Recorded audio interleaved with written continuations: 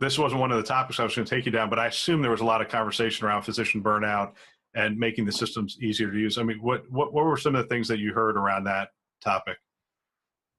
Yeah, I think, physician wellness is a huge issue. And in fact, we have a chief wellness officer at Mount Sinai, and we've really aligned some of our optimization efforts with his efforts also.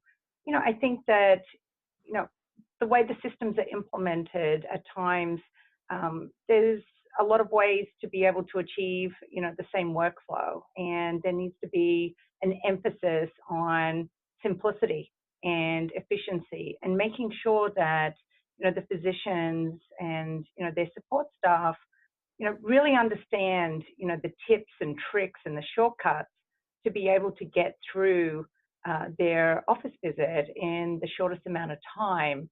And, I think that's been an emphasis from Epic. They've been, very much focused on this and, been great partners working with us on our own optimization efforts.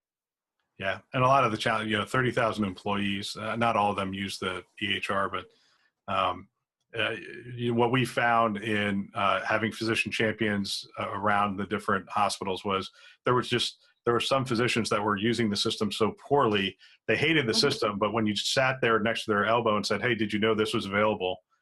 Because they didn't have time to go to the full training, or they didn't have time to do that, a lot of it was just training and communication of how to use the system better.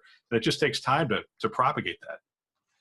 Well, and that's the challenge for us is, we have over 6,500 physicians in our health system. And so, we're taking a two-pronged approach. One is to have optimization teams go out to the practices and actually, shadow the physicians, which we find is pretty much the most effective way to teach them at the one-on-one, at the elbow, these shortcuts. But we're also taking an approach of trying to push content out in an enterprise way and, deliver these 10-minute videos that are very quick that they can watch around these shortcuts and, going to their departmental meetings. But, it's a huge amount of work. And I think that it's labor intensive, and trying to find different ways of being able to, do this at scale has been challenging. So we're looking at, developing the power users in the departments,